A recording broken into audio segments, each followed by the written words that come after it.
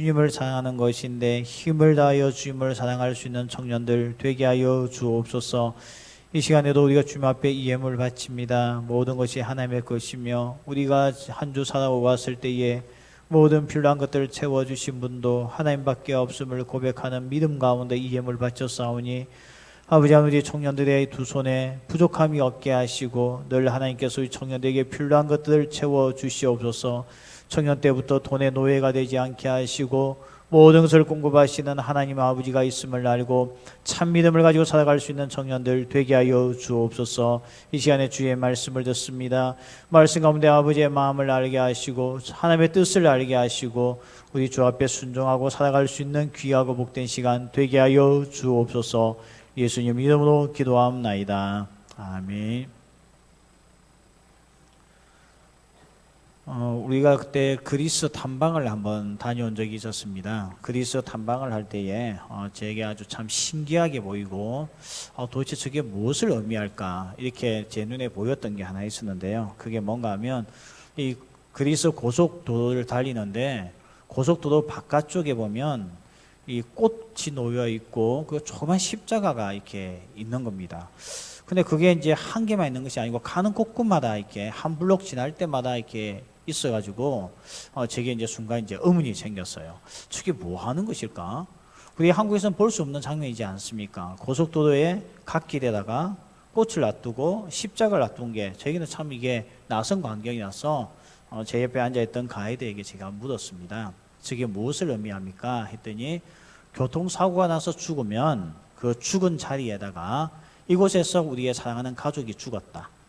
그래서 추모하는 마음에 그곳에 조그만 십자가와 꽃을 이렇게 둔다는 거예요. 그것 또한 추모의 의미도 있지만 또 하나가 뭔가 하면 여기서 교통사고가 났기 때문에 지나가는 사람들도 조심하라는 경고의 의미를 가지고 가족들이 자기의 사비를 털어서 거기에다가 이 조그만 추모의 장소를 만들어 둔다는 겁니다. 그러니까 이제 의미가 그런 거죠. 내 가족을 잃어버렸던 흔적, 그 흔적을 그곳에 남겨두고자 하는 마음과 함께 또 다른 가족이 여기서 아픔을 느끼지 않게 하기 위하여 이곳은 위험한 곳이요, 이곳에선 사고가 났기 때문에 당신들도 조심하라 그런 의미에서 이 꽃을 거기다 두고 이게 십자가를 꽂아두는 조그만 추모 장소를 만들어 둔다는 겁니다. 오늘 하나님께서도 마찬가지입니다. 우리에게 하지 말아야 될 것과 해야 할 것들에 있어서 우리가 중심을 잃어버리고 그 일을 했을 때에 당할 고통들을 아시기 때문에 우리에게도 경고의 이 메시지를 주셨다는 겁니다. 그리고 오늘 본문을 다 읽지는 않았지만 이번 주 우리가 한 주 동안 큐티했던 본문이 민수기 16장인데요. 16장의 내용은 아마 생각보다 내용이 굉장히 길고 이스라엘 공동체에 있어서는 당하지 말아야 될 아픔이 컸던 사건이 기록되어져 있는 것이 16장에 나와 있습니다. 어떤 내용인가 하면 고라 자손을 비롯한 다단과 몇 사람과 그리고 그 당시에 각 지파의 지도자였던 250명이 힘을 합쳐서 모세와 아론의 리더십에 대해서 도전하고 반역한 사건이 16장에 나오게 됩니다. 이 반역하고 리더십에 대해서 도전한 것이 하나님 마음에 너무나 분노를 샀기 때문에 하나님께서 250명을 불살라 죽여버립니다.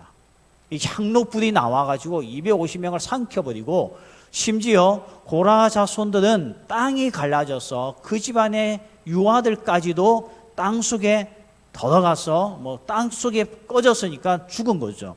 하나님께서 고라 자손과 그 다단의 씨를 말려버리는 사건이 16장에 나와 있습니다. 그러니까 참 엄청난 사건이죠. 엄청난 사건이요. 이걸 성경에서 기록해 두고 있으면서 오늘 우리가 읽지는 않았지만 36절부터 40절까지 어떤 내용을 말씀하는가 하면 250명의 반역자가 사용하였던 향로, 그 향로를 이렇게 철이니까 철로 만든 거니까요. 그걸 쫙 망치로 펴서 그것을 가지고 이 언약궤에다가 덮어두라는 겁니다. 이 덮어두고 사람들이 그걸 볼 때마다 하나님께서 세우신 지도자에게 반역을 하면 이런 일을 당할 수가 있겠구나 하는 것을 자자손손 기억할 수 있게끔 기념비를 오늘 기념물을 만들라고 주님께서 말씀을 하셨다는 것입니다. 하나님께서 이와 같이 이 위험한 일 다시는 반복되지 않기를 원할 때에 사람들은 기념을 세웁니다. 우리가 6.25를 기념하는 이유가 무엇입니까? 6.25를 잘했기 때문에 기념하는 거 아니지 않습니까? 다시는 우리에게 이런 일이 생기지 말자고 하는 의미에서 기념일을 만들듯이 오늘 하나님께서는 이스라엘 공동체가 다시는 이 반역자가 되지 않게 하기 위하여 이 기념물을 만들라고 했다는 것입니다. 그런데 오늘 우리가 읽었던 본문에 보면 기가 찬 게 뭔가 하면 41절에 이렇게 시작됩니다. 이튿날. 그러니까 그 기념물을 만들어 놓고 250명의 불에 타 죽었던 그 사람이 타는 냄새가 독하지 않습니까? 250명이 한꺼번에 불에 탔으면 그 냄새가 얼마나 자극적이고 독했겠습니까? 그 냄새가 코에서 떠나기 전에 이튿날 사람들이 무엇을 하였는가 하면 모세에게 와서 반역을 또 일으키게 됩니다. 그전에는 250명이 반역을 일으켰다 한다면 오늘 본문에 보면 이스라엘 자손의 온 회중이 이 일을 했다는 것입니다. 제가 이 말씀을 한 주 동안 묵상하면서 이 사건을 가지고 우리 청년들에게 성령님께서 주시는 말씀이 무엇일까? 도대체 우리 청년들에게 무엇을 일깨워주기를 원하실까? 묵상하는 가운데 두 가지를 제가 생각하게 되었습니다. 인생에는 두 종류의 인생이 있다는 거 오늘 본문 속에 나옵니다. 하나가 뭐냐면 자기를 위하여 살면서 자기의 중심적인 삶을 살기 위하여 자기에게 방해되는 모든 것에는 반역을 일삼는 삶이 있다는 거죠. 근데 반면에 오늘 아론과 모세는 반역하고 있는 백성들을 위하여 엎드려 주님 앞에 기도하고 이들을 위하여 중보하고 사는 산자와 죽은 자의 사이에 서서 중보하며 살아가고 있는 모세와 아론도 있다는 것입니다. 오늘 있는 두 가지 삶을 놓고 우리가 함께 주의 말씀을 들을 때에 우리 모든 청년들 심령 속에 산자와 죽은 자의 중간에 서서 중보의 삶을 걸어갔던 모세와 아론의 삶이 우리 청년들의 삶이 될 줄 믿습니다. 먼저 우리가 첫 번째 살펴볼 것은 오늘 자기의 욕심과 자기의 욕망대로 살아갈 때에 무엇이 우리에게 생기느냐? 그것은 원망이 생기고 불평이 생긴다는 것입니다. 왜 250명이 불평을 했겠습니까? 왜 250명이 반란을 했겠습니까? 왜 이 이스라엘 온 회중들이 모세를 향하여 공격을 했겠습니까? 그 이유는 자기 하고 싶은 대로 할 수 없다고 하는 그 자기 중심이 있다 보니까 오늘 그들에게 자기 중심적인 것이 무엇으로 나타나는가 하면 원망으로 나타났다는 것입니다. 여러분 원망을 왜 하십니까? 원망해봤잖아요. 우리 원망해봤잖아요. 그래서 원망 저 한 번도 안 해본 사람이 누가 있겠습니까? 다 원망해봤을 겁니다. 내 부모를 원망해본 적이 있었을 것이고 내가 태어난 이 나라 이 조국을 원망해본 적이 있었을 겁니다. 내가 다니는 학교를 원망해보았을 거고 내가 전공하고 있는 과를 원망해봤을 겁니다. 오늘 이 자리에서 원망과 자유한 사람은 제가 볼 때 단 한 명도 없는 것 같아요. 다 원망해봤습니다. 근데 원망을 왜 합니까?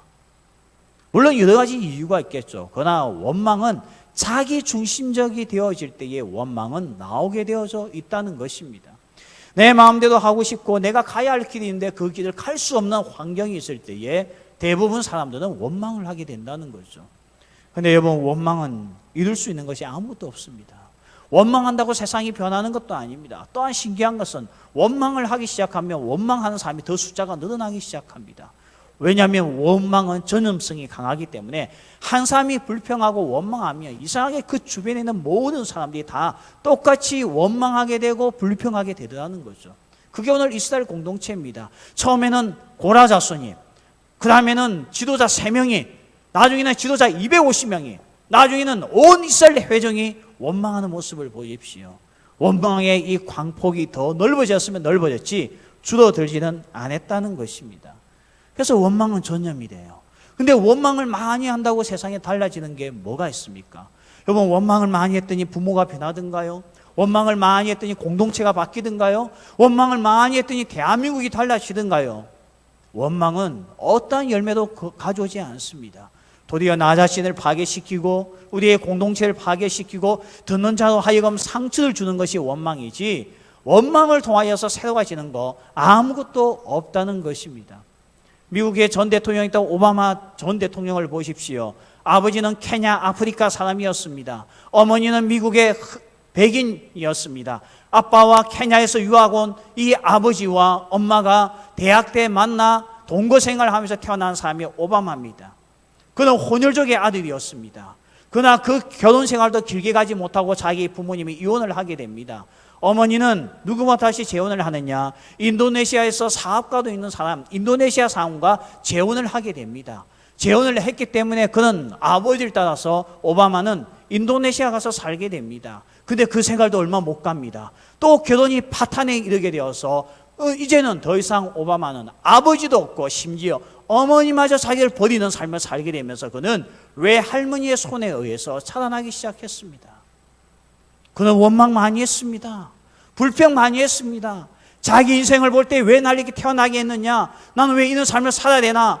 미국에 외할머니 집에 갔더니 학교 갈 때마다 혼혈족이라고 놀리고 흑인이라고 놀리고 많은 사람들에게 놀림을 당하는 인생밖에 되지 않았습니다.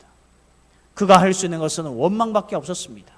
불평하는 삶밖에 없었습니다. 그래서 그는 10대에 마약에 손을 대기 시작합니다.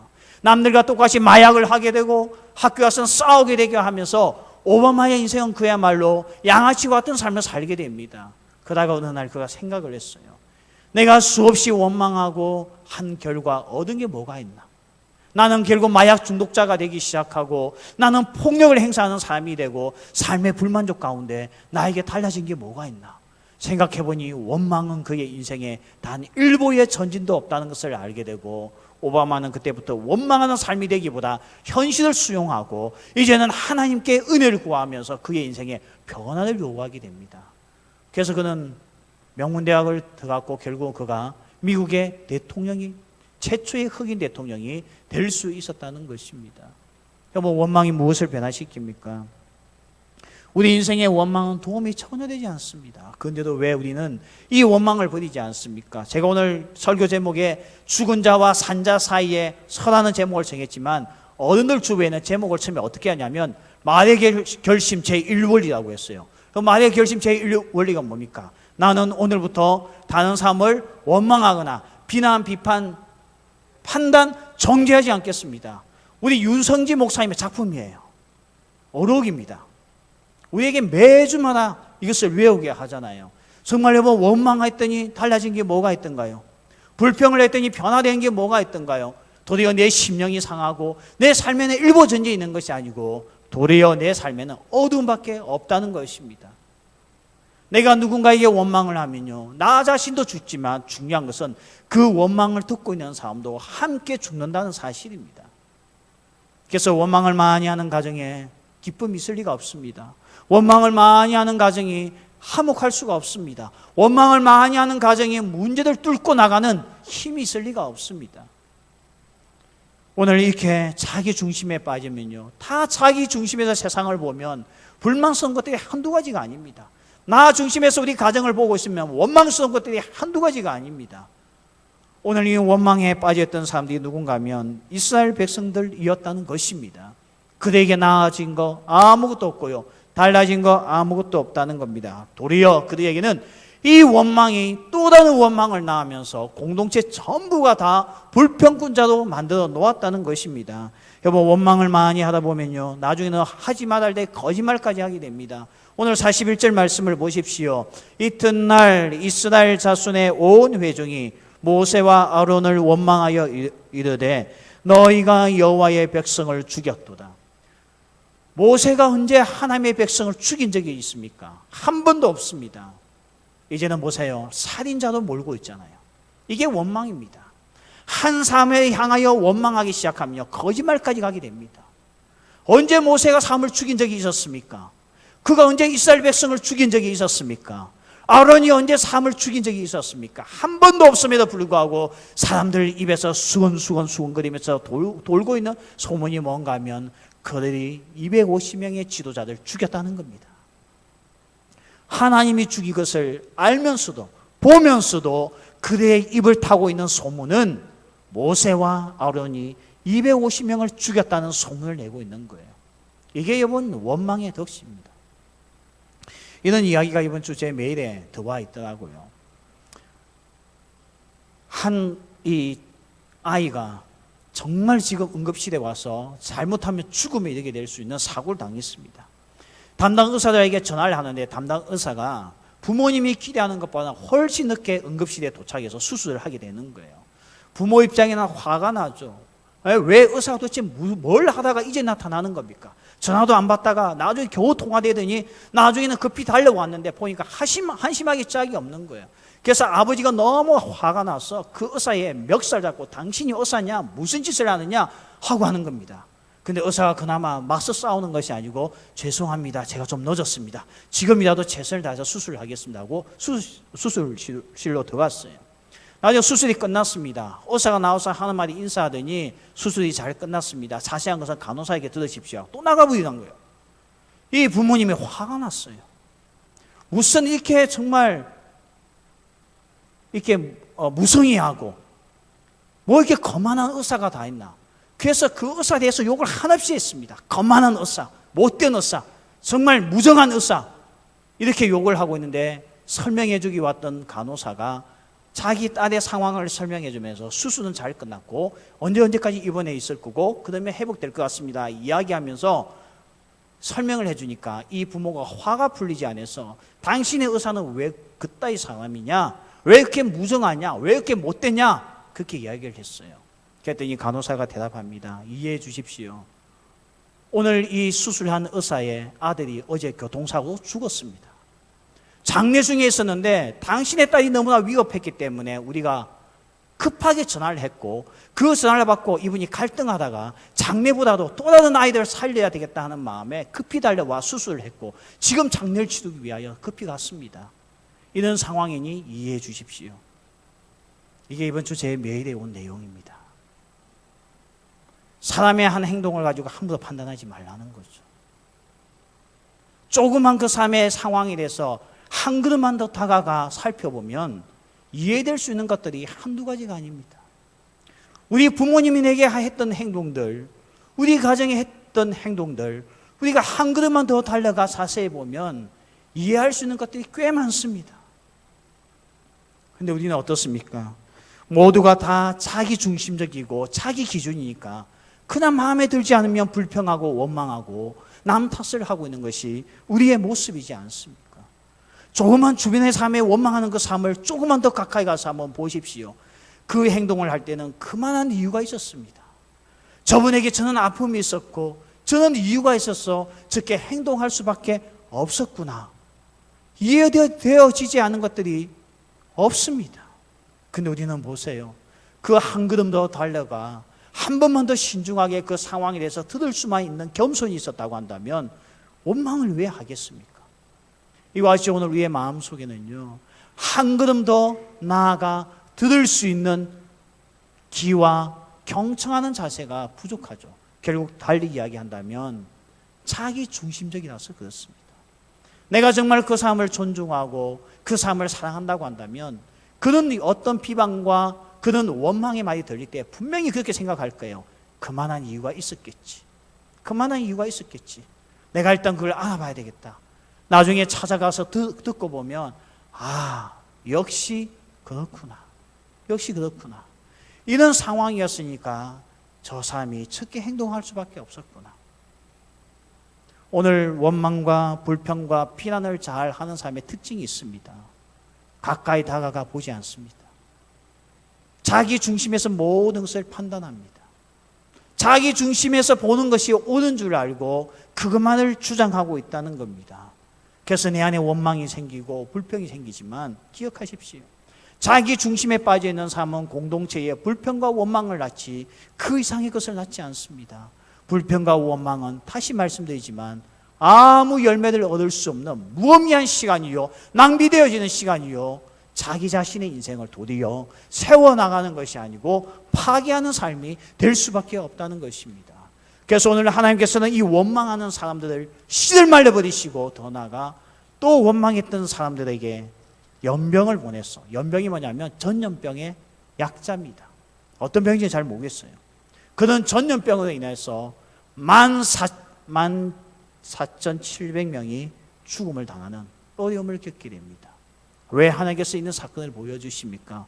원망은 우리에게 도움되는 것이 단 1%도 없다는 것을 일깨워주기 위한 하나님의 교훈입니다. 오늘 이 말씀을 통하여서 우리 마음속에 원망이 있고 불평이 있다고 한다면 오늘 예수 그리스도 안에서 이 모든 악한 마음들이 다 물러들어가고 떠나가는 하나님의 은혜가 있을 줄 믿습니다. 두 번째, 오늘 원망과 비판과 이 비난하는 마음과 반대되어지는 마음이 하나 있어서 또 다른 사람을 소개합니다. 그가 누군가 하면 모세와 아론입니다. 사람이 남들에게 거짓말에 의해서 이 원망을 들을 때 같이 억울한 거 없습니다. 여러분, 세상에서는 억울한 것 같이 힘들게 삶을 만드는 거 없습니다. 내가 실수하고 내가 잘못했으면 양심의 가책이 되고 괴로울 수는 있겠지만 사람이 억울한 것 같이 힘든 건 없습니다.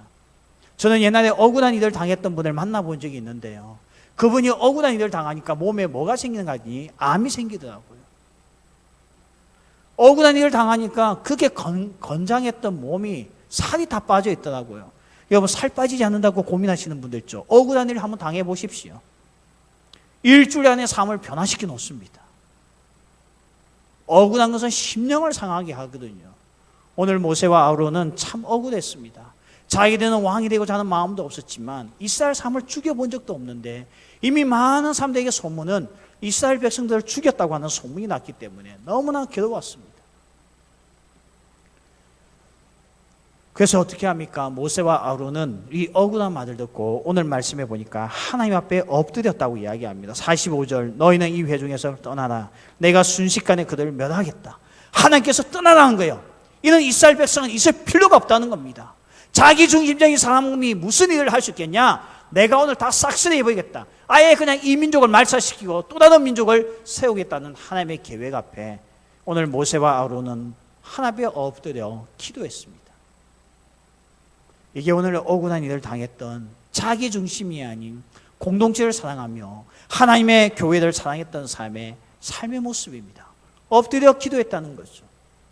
엎드려 기도하고 있는데요, 하나님의 분노는 가시지 않았습니다. 그래서 그 공동체에 연병이 발생했어요. 전염병이요, 전염병. 어떤 병인지 어떤 사람은 장티푸스가 아닐까 하는데 이 당시에 장티푸스가 있었는지 잘 모르겠어요. 어쨌든 전염병이 발생했는데 이 전염병이 얼마나 강했던지 하루 만에 14,700명을 죽여버리는 전염병이었습니다. 여러분, 우리가 작년인가 재작년에 메르스가 한번 우리 사회에, 우리나라에 한번 왔지 않습니까? 메르스 오니까 공원이 조용하고, 메르스 오니까 영화극장이 사람이 없고, 메르스가 오니까 식당에 사람이 없고요. 메르스도 괜찮다 해서 우리 김무성 그 당시 이 국회의원이 여기 어디입니까? 사하구까지 내려와 돼지국밥까지 자기 손주하고 같이 먹고 떠난 사건이 있었잖아요. 메르스가 뭐하고? 메르스 때 참 놀라운 사실은 우리 교회 예배 출석률도 떨어졌어요. 만나면 메르스 때문에 죽는 줄 알고요. 여러분, 전염병 쉬운 병 아닙니다. 이 전염병이 한번 돌고 나면요, 정말 그 도시가 파괴되는 거예요. 근데 얼마나 이 전염병이 강했던지 14,700명이 이 전염병에 죽었습니다. 근데 사실은 이 전염병이 발생했다는 것을 알고 모세가 아론을 보내죠. 향로를 들고 가라는 거예요. 들고 가서 어떻게 합니까? 죽은 자와 산 자 중간에 서서 하나님 앞에 속죄의 중보를 하라고 아론을 보냅니다. 제가 아론 같으면 안 갑니다. 두 가지 이유 때문에 안 갑니다. 하나는 전염병이 무서워서 안 갑니다. 여러분, 전염병은 사람을 가리지 않습니다. 쟤는 착한 애니까 살려주고, 쟤는 못된 애니까 죽이고, 쟤는 나이가 많으니까 죽여야 되고, 쟤는 아직까지 한참 자랄 애니까 전염병이 건너뛰고, 그런 거 없습니다. 전염병은 나이를 불문합니다. 사람의 성품을 불문합니다. 그냥 덤비는 거예요. 여러분이 아론 같으면 이런 정말 전염병이 창궐하고 있는 곳에 내 몸을 불사르게 내어줄 마음으로 뛰어들어갈 사람이 누가 있겠습니까? 아니, 시험 기간만 되어도 시험 점수 떨어질까 봐 교회 안 나오는 청년들인데 무슨 전염병이 창궐한 곳에 가서 내가 하나님의 일을 감당하겠다고 달려갈 청년이 어디 있겠습니까? 근데 아론은 갔습니다. 갔어요. 두 번째 가지 않을 이유가 있는 거죠. 왜냐하면 이 병은 하나님께로부터 나왔습니다. 왜 이 병이 나왔습니까? 이유는 하나입니다. 모세와 아론을 향한 원망과 비방의 말이었습니다. 이런 말을 했던 사람이 이런 어려움을 당할 때 여러분, 우리는 솔직히 말할 수가 있죠. 속 시원하다 이야기했을 겁니다. 근데 아론은 그러지 않았습니다. 모세와 아론은 이 향로를 들고 죽음과 산자의 중간에 서서 더 이상 죽음이 살아있는 자에게 넘어오지 못하게끔 그 중간에 힘을 다하여 막고 있는 모습이 오늘 우리의 본문의 말씀입니다. 제가 이 말씀을 묵상하다 보니 내 눈에 한 분이 보였습니다. 그분이 누구냐면 예수 그리스도이십니다. 오늘 삶과 죽음 이 가운데에 서신 예수 그리스도.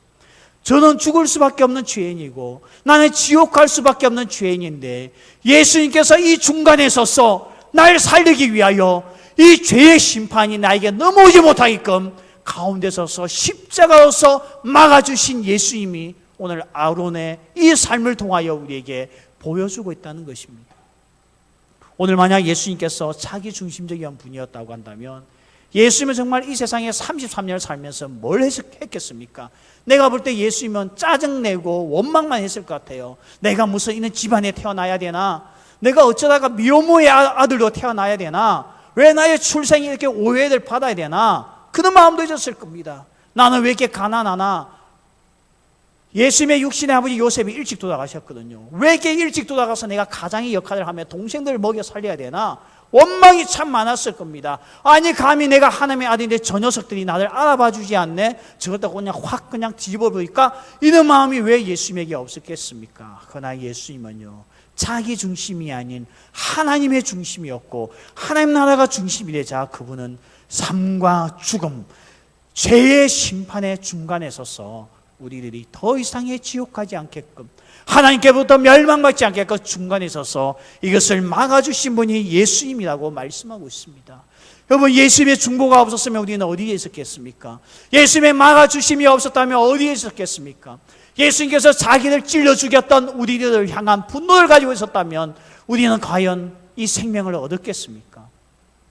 오늘 예수님은요, 이 마음을 가지고 우리를 중보하셨다는 겁니다. 아론이 이 사랑의 향로를 들고 이 헌신과 이 중보가 있었기 때문에 이스라엘은 비록 14,700명이 죽었지만 다 죽지 아니하고 그나마 이 숫자만 죽고 남을 수가 있었다는 것입니다. 이게 예수님의 은혜라는 거죠. 그런데 베드로전서에 가보면 우리들을 향한 하나님의 호칭이 있습니다. 그게 뭔가 하면 너희는 왕같은 제사장이니. 이제 예수님의 제사장의 직분을 우리가 물려받았습니다. 우리가 그 직분을 물려받고 우리가 지금 이 생활을 하고 있는 겁니다. 이 땅에 태어나 살고 있는 겁니다. 여러분과 나는 제사장입니다. 제사장. 한국 땅의 제사장이요, 이 세상의 제사장이요, 우리가 살고 있는 가정의 제사장입니다. 이제 우리에게 요구하고 있는 삶이 무엇입니까? 전염병이 가득한 곳이라 할지라도 향론을 들고 예수 그리스도의 십자가의 복음을 붙들고 중보자의 삶을 살라고 우리에게 말씀하고 있습니다. 너희의 입에서 남을 원망하고 불평하고 파괴하는 그런 죽이는 삶이 아닌 사람을 살리기 위하여 주님 앞에 나아가 엎드려 그 중간에 서서 복음을 외치며 이 복음으로 말미암아 나의 목장이 살고 우리의 가정이 살고 우리의 공동체가 사는 이 중보의 삶을 살라고 여러분과 나를 주님께서 부끄럽지만 제사장이라고 불러주셨다는 것입니다. 왜 우리가 원망해서는 안 되는 줄 아시겠죠? 우리는 제사장이니까. 왜 우리가 불평하지 말아야 되는 줄 아시겠죠? 우리는 제사장이니까. 세상이 모든 것에 불만을 가지고 원망하고 불평한다 할지라도 우리는 하면 안 되는 거예요. 왜냐하면 우리는 제사장이니까. 오늘도 우리 가족 중에 우리 동생이 불평할 수가 있습니다. 우리 집안은 왜 이래 원망할 수도 있습니다. 그러나 우리는 하면 안 돼요. 왜냐하면 우리는 가정의 제사장이니까. 도리어 우리는 그 문제를 안고 주님 앞에 중보할 수 있는 자, 비록 전염병이 발생하여서 내 생명까지 위협을 받을지라도 그것을 살리기 위하여 중보할 수 있는 것, 이게 바로 오늘 하나님께서 우리에게 주신 삶이지, 원망하고 불평하고 자기 중심적으로 살다가 끝나는 인생이 하나님께서 우리에게 허락하신 인생 아니라는 것입니다. 여러분, 정말 이렇게 하기 위해서 내 마음의 사랑이 충만해야 되겠죠. 날 공격하는 사람을 위하여 내가 중보하기가 얼마나 힘들겠습니까? 그러나 모세와 아론에게 이 마음이 있었던 것은 기도였습니다. 하나님 앞에 엎드려서 기도하다 보니 그 마음속에 있는 모든 더러운 것들이 이 기도로 말미암아 빠져나갔다는 것입니다. 과거에 수영농교회를 목회하였던 정필도 목사님이 이런 이야기를 저희들 앉혀놓고 하셨어요. 우리 보고 기도를 많이 하라는 겁니다. 기도를 하루에 3시간 이상을 하라는 겁니다. 아니 무슨 기도를 3시간이나 무슨 할 말이 있나, 무조건 하라는 거예요. 나중에는 이분이 설명을 하는데요, 교회에서 보니까 목사를 원망하는 사람들이 왜 그렇게 많은지 모르겠어요. 교회에서 보니까 목사에 대한 거짓말을 하는 사람들이 왜 그렇게 많은지 모르겠다는 거예요. 그런 걸 듣고 있으면 마음의 분노가 끊어지지 않는다는 거예요. 그 상태로 살면 할 게 뭐 있습니까? 같이 원망하고 같이 싸우고 같이 분노하는 것밖에 더 있겠습니까? 그러나 기도의 자리에 나아가 3시간 동안 주님 앞에 모세와 같은 마음으로서 엎드려서 기도했더니 그 내 마음속에 있는 원망과 불평들이 성령의 불로 인하여서 태워지기 시작하며 사라지기 시작하는데, 그때부터는 원망이 나오는 것이 아니고 오늘도 원망하는 저 백성들, 오늘도 원망하는 저 사람들, 오늘도 거짓말하는 저 사람들이 그 영혼이 불쌍하게 보이면서 주여 내가 저들을 위하여 중보하오니 저들의 가정과 저 영혼을 불쌍히 여겨주소서 라고 하는 기도가 3시간 이상 하니까 나오다는 겁니다. 저는 그 당시에 젊은 나이에 그게 무슨 말인지 몰랐습니다. 근데 나중에는 점점 시간이 흘러가 보니 맞아요. 목사가 기도를 안 하니까 마음에 감정이 생기기 시작하고 모든 문제를 감정으로 볼 때가 있는 거예요. 근데 그런 문제를 안고 주님 앞에 나가 엎드려 기도하는 시간을 가지니 그 모든 것들이 달라지기 시작합니다.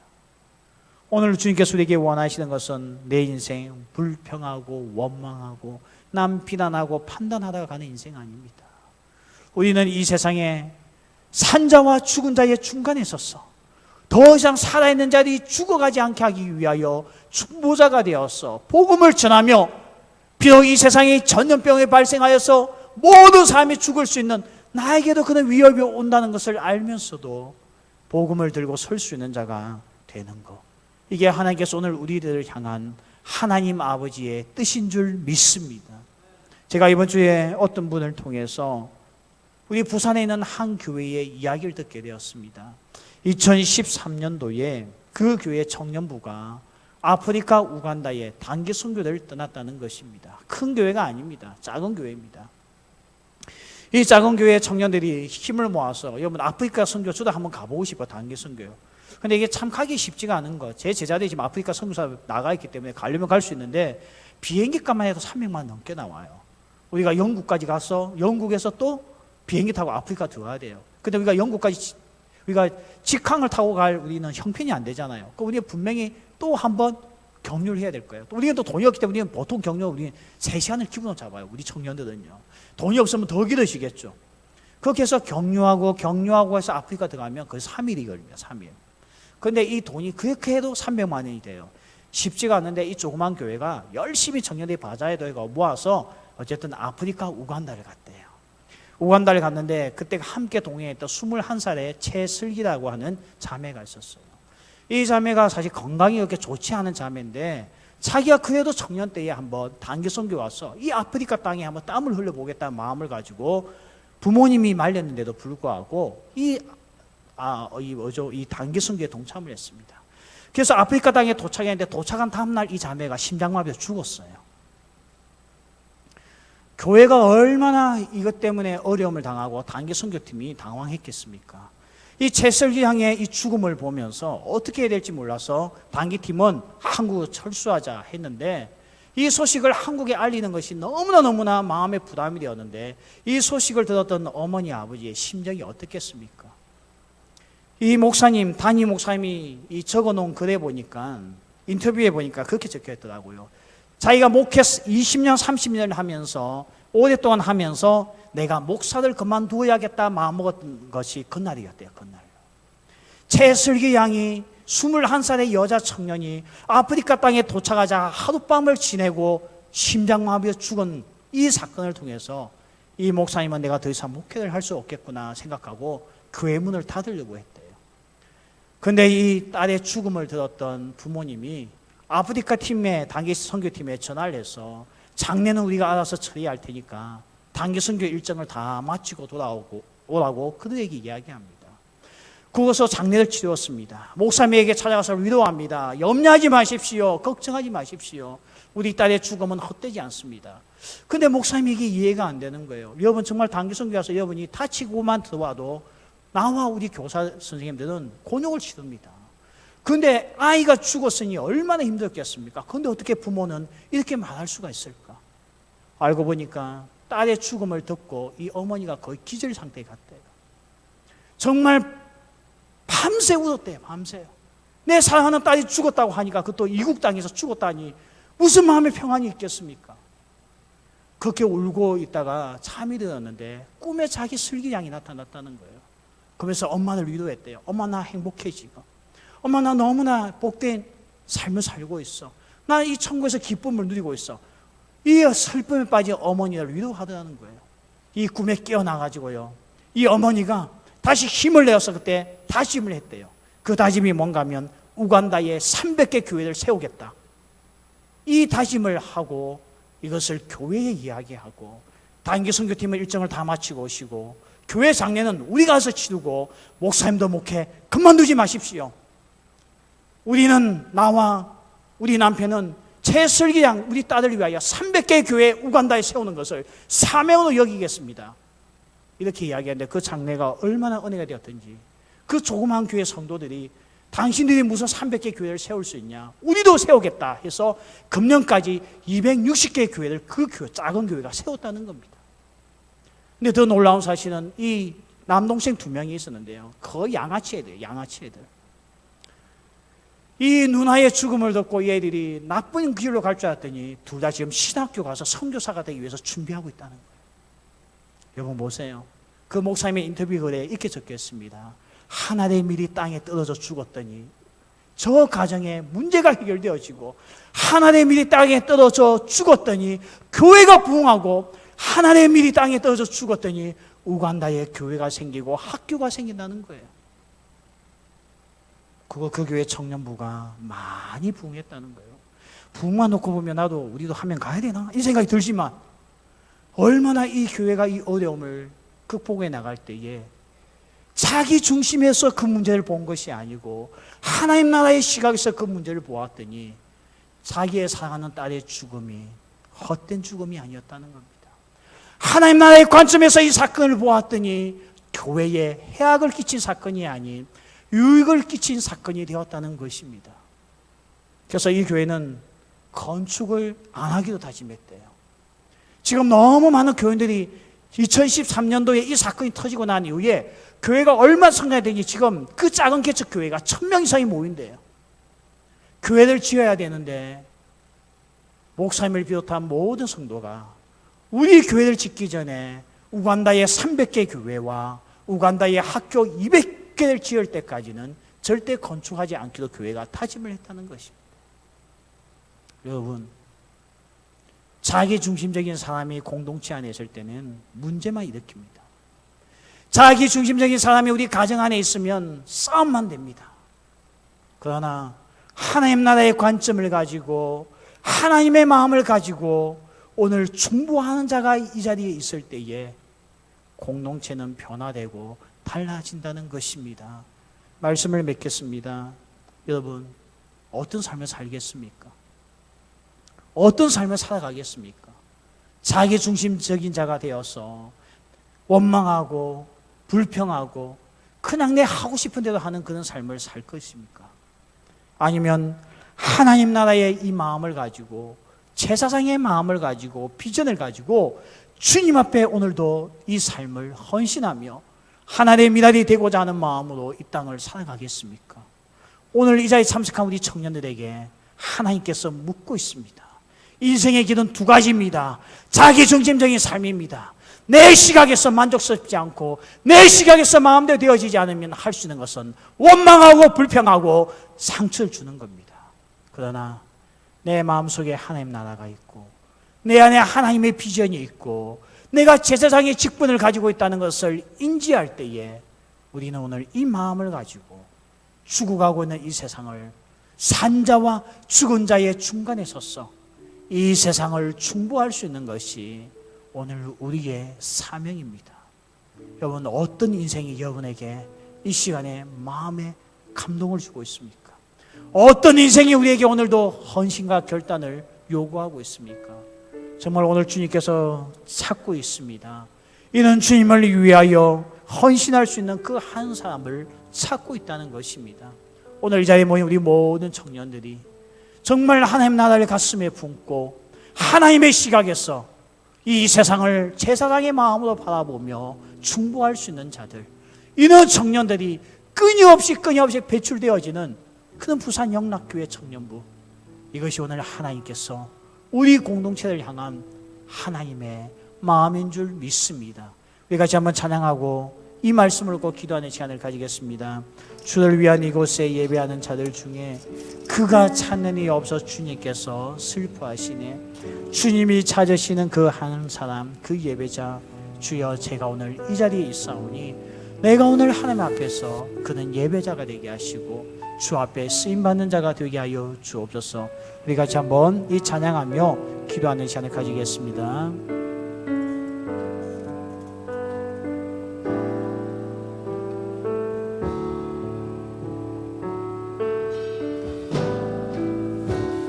주를 위한 이곳에 예배하는 자들 중에 그가 찾는 이 없어 주님께서 슬퍼하시네. 주님이 찾으시는 그 한 사람, 그 예배자, 주님이 찾으시네. 그 한 사람, 그 예배자,